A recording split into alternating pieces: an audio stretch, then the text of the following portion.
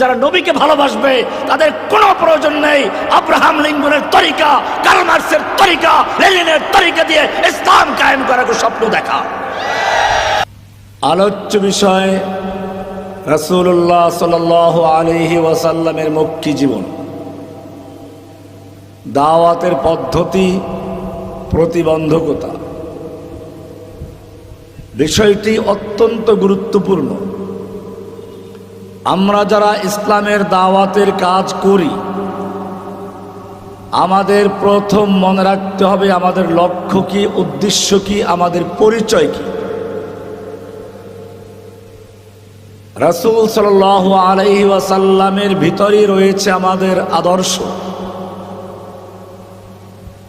এটা কোরআন স্পষ্ট করে দিয়েছে। সুতরাং জানতে হবে রাসূলের মিশনটা কি। কোরআনে আল্লাহ রাব্বুল আলামিন একটা কথা তিনবার উল্লেখ করেছেন, অথচ বেশিরভাগ মানুষ সে বিষয়ে গাফেল। যদি বলা হয় এক বাক্যে উত্তর দাও, আল্লাহ তাআলা তার রাসূলকে দুনিয়াতে হেদায়েত এবং কোরআন দিয়ে কেন পাঠালেন, এক কথায় উত্তর, আল্লাহ তাআলা তার রাসূলকে হেদায়েত এবং কোরআন দিয়ে কেন পাঠালেন। দেখা যাবে যে এক একজন এক এক উত্তর দিচ্ছেন, অথচ বিষয়টি কোরআনে বলা আছে। একটা পাগলকে যদি জিজ্ঞেস করা হয় রাস্তায় হাঁটছে, কেন হাঁটছো জানি না, কোথায় যাচ্ছ তাও জানি না, পাগলের যে ভূমিকা, আমার মনে হয় আজকে মুসলিম উম্মার বেশিরভাগ লোকদের অবস্থা সেরকম। তারা জানে না যে কি করবে, কিভাবে করবে।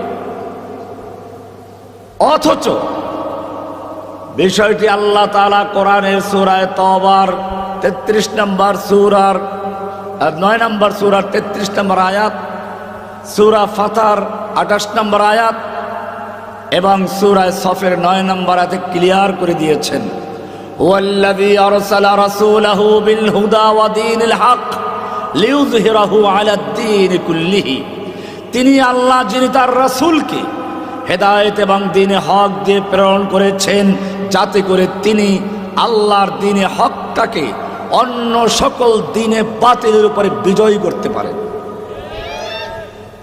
একজন মুমিন যদি সত্যিকার অর্থে সে রাসূলকে ভালোবাসে, তার জন্য আল্লাহ জানিয়ে দিয়েছেন, কুল হাযিহি সাবিলি আদউ ইলাল্লাহি, বলো এটাই হচ্ছে আমার রাস্তা।